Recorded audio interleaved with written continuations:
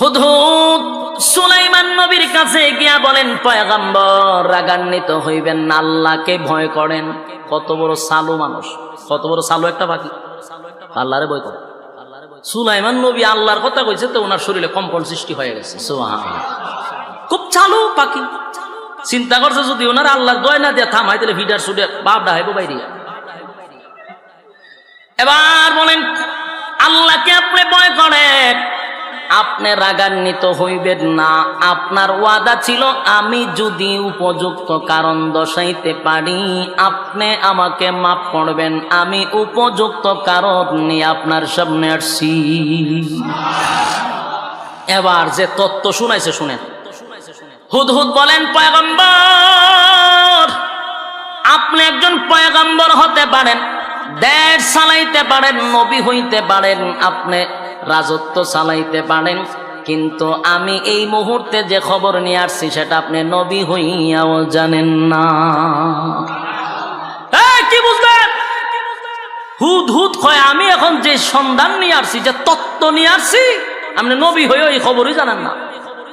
সুবহানাল্লাহ বাড়ি গিয়া তাইলে সুলাইমান নবী গায়েব জানতো? কথা কয় না দি?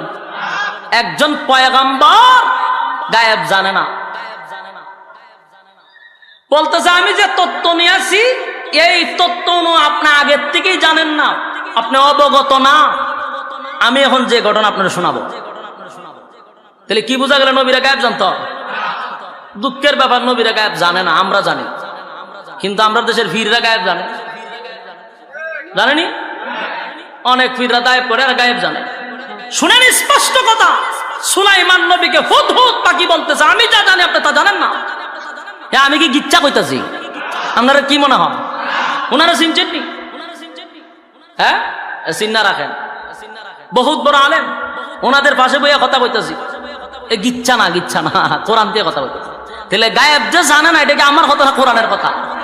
ফাঁকি বলতেছে আমি যা জানি এখন আপনি তা জানেন না। সুবহানাল্লাহ বাড়ি গিয়া فمكث غير بعيد فقال أحطت بما لم تحط به وجئتك من سبأ بنبأ يقين। আগে নবীজি আমি অনুপস্থিত তাইকে আপনাকে যতটা না কষ্ট দিলাম, আমি আপনাকে এখন যে সংবাদ শোনাবো আপনি শোনার পরে এর চেয়েও বেশি খুশি হবে। সুলাইমান নবী বলেন কি শুনাইবি? কারণ দশা। হুদহুদ কারণ দশাইতে গিয়া বলেন ফামাকাসা গায়রা বাঈদ ফাকালা আহাদতু বিমা লাম তুহিত বিহি ওয়াজিতুকা মিন সাবাইন বিনাবাইন ইয়াকিন। আগা নবীজি আমি উঠতে উঠতে আসতেছিলাম, হঠাৎ করে একটা জালের মধ্যে আমি আটকা পড়ে গেলাম। জালের মধ্যে আটকা পড়িয়া আমি যা দেখলাম আশ্চর্য হয়ে গেলাম। গোটা পৃথিবীর বাদশা আপনাকে আল্লাহ বানাইছে। সুলাইমান নবী শুধু আমেরিকার প্রেসিডেন্ট ছিল না, শুধু সৌদির প্রেসিডেন্ট না, গোটা পৃথিবীর বাদশা ছিল সুলাইমান নবী। সুবহানাল্লাহ। অথচ গোটা পৃথিবী ওনার রাজত্ব, ওনার রাজত্বের ভিতরে আরেকটা রাজত্ব চালাইতেছে এক মুশরিক, অথচ ওনার খবর নাই। আগে নবীজি আমি সাবা নগরীর থেকে আসছি, সাবা নগরীতে আমি যা দেখলাম আমি অবাক হয়ে গেলাম। ওখানে একটা রাজ্য আছে, ওখানে একটা প্রধানমন্ত্রী আছে, ওখানে কিছু প্রশাসন আছে, ওখানে এত কিছু আছে, ফল আছে, ফুল আছে, ফসল আছে, মাঠ ভরা ফল আছে, মাঠ ভরা ফসল আছে, তাদের অস্ত্র আছে, তাদের ক্ষমতা আছে, দেশ চালাইতেছে, আপনার খবর নাই। সেই তত্ত্ব আমি আপনার কাছে নিয়ে আসছি। তখন সুলাইমান নবীর কাছে পাখি বক্তব্য দিতেছে, ইন্নী ওয়াজাদতু ইমরাআতান তামলিকুহুম ওয়া উতিয়াত মিন কুল্লি শাইইন ওয়া লাহা আরশুন আযীম। ওই রাজত্ব যে চালায় সে হইল একটা মহিলা। রাজত্ব বেটা না বেডি? এলে বেডি আগে আসেননি? হ্যাঁ, কথা কথা রাজত্ব চালাইতো এক মহিলা। ওই মহিলার নাম হলো রানী বিলকিস। মহিলার নাম কি? রানী বিলকিস, রানী বিলকিসের তত্ত্ব আমি যখন এই তাফসীরটা আপনারা যখন পড়বেন, এখানে একটা ঘটনা আমি পাইছি, যদিও এটা ইসরায়েলি রেওয়াত হইতে পারে, কিন্তু আমি যেটা পাইছি রানী বিলকিসের একটা তত্ত্ব পাইলাম যে রানী বিলকিস তার বাপ ছিল মানুষ, মা ছিল জিন্নাত। বাপ ছিল, কথা কয় না, মা ছিল জিন্নাত। এই বাপ ছিল মানুষ, মা ছিল জিন্নাত, দুটোটার সমন্বয় হইল রানী বিলকিস। কথা বুঝছেন নি? তাহলে মেধা কম না বেশি? মেধা মারাত্মক, মানুষেরও আছে জিন্নাতেরও আছে। মেধা ছাড়া দেশ চালানি সম্ভব? হ্যাঁ, কথা কয় না, মেধা আছে। রানী বিলকিস, আগানাবিজি, আমি সাবা নগরীতে যা দেখলাম আর সহ্য হয়ে গেলাম। ওই রানী বিলকিসের একটা সিংহাসন আছে, এই সিংহাসনটা লম্বা হলো 40 হাত। লম্বা কয় হাত? লম্বা হলো 40 হাত, ফাঁসে হইল 30 হাত, উঁচা হইল 15 হাত। আর পুরা সিংহাসনটা হীরা মণি মুক্তা দিয়া সাজানো। কি বুঝলেন? হ্যাঁ, কথা বল না। বিরক্ত লাগতেছে আপনারা? বিরক্ত লাগলে আমার আজকে কোনো অসুবিধা না, কারণ আমি নিজে আজকে বিরক্ত, মাথা ব্যথা করতেছি, ঘুম কম হয়েছে। 12 ঘন্টা জার্নি করে কি আর ঘুমাইতে। এই জন্য আমি আপনাদের সামনে যে কথাগুলি কইতেছি খুব মজার আলোচনা, না খারাপ লাগতেছে? গিচ্ছা শুনলে কোরআন থেকে শোনা ভালো। এই আজগবি গাঞ্জাগুড়ি গিচ্ছা বাচ্চা না শুননা কোরআনের গিচ্ছা শোনা ভালো। এটা মাঝে কোনো ফরমালিং নাই। আর গাঞ্জাগুড়ি কত গিচ্ছা আছে, হিসাব উইরা গেছে গা। হ্যাঁ, এখানে বইয়া উজু করতেছে তো আটকাতে আতেম না গেছে, জিগায় মরিদান উজুর হাত কই গেছে, আমার এক মরিদানের লুঙ্গি খুলে গেছে। কত বড় খামেল হিসাব। আমার মধ্যে তুই আমাদের শ্বাস করে তো আ জায়গায় কু জায়গায় শ্বাস করে তুই। হ্যাঁ, তুই উজু কর, এদিকে শ্বাস করে তুই দিলে গাঞ্জাগুড়ি কথা। আর একবার ওয়াজ তো যে কইতাছে ফাঁকি বলে ওনার শুনলে ইয়ে করেছে, পায়খানা করেছে। আচ্ছা, ভালো আছে ভাই, কিন্তু পায়খানা করে দেবো না, সব আমরা শুনলে করে দেবো, অসুবিধা কি? এর লিগে ওনার খুব রাগ উঠছে। ফাঁকির ভাই এমন ভাবে চাইছে আগুন লেগে ফিরে আছে ফাঁকি। তো শ্রোতারা সুবহানাল্লাহ ভাই বেউসে আছে, সব্বনাশ সব্বনাশ সব্বনাশ, কামেল ফির কামেল ফির কামেল ফির। আমি যে গেলাম কামেল ফিরের কি পাইছ? এই হিসাবের চোখের মধ্যে ঠাডা ফিরে রয়েছে। কটি কি তাহলে এটা ঠাডা ফিরে রয়েছে চোখের মধ্যে। ঠাডা না পড়লে একটা মাখলুকের কাছে নিরাপদ না, এ চাইলে আগুন লেগে যায়। এত তার জাল, কথা হয় না? এ তার জালে ফির হয় কেন? এ চাইলে ফাঁকির মধ্যে আগুন লেগে যায়। এগুলো গাঞ্জা করি গল্প না শুই না, আমরা কোরআন থেকে কথা শুনি, মজা পাইবেন নি? ফরমালিং আছে না? ফরমালিং না, এলে মনোযোগ দিয়ে শোনা দরকার। হুদহুদ বলেন, ওই মহিলা, এত সুন্দরী মহিলা রাজত্ব চালায় একটা সিংহাসনে বসে। সিংহাসনটা হীরা মণি মুক্তা দিয়া সাজানো। তার অস্ত্র আছে, তার ক্ষমতা আছে, তার কোনো কিছুর কমতি নাই। দেশের রিজার্ভ ফান্ডে অনেক কিছু আছে।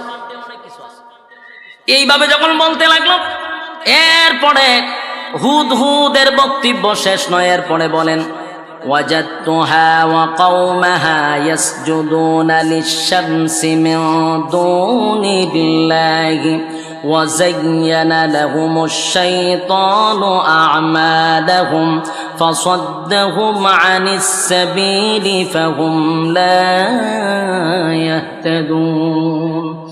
এরপরে হুদহুদ বক্তব্য কেন শেষ না, তো এতটুকু তো হুজুর ভালোই আছে, কিন্তু আরো মারাত্মক ঘটনা আছে। বলে কি মারাত্মক?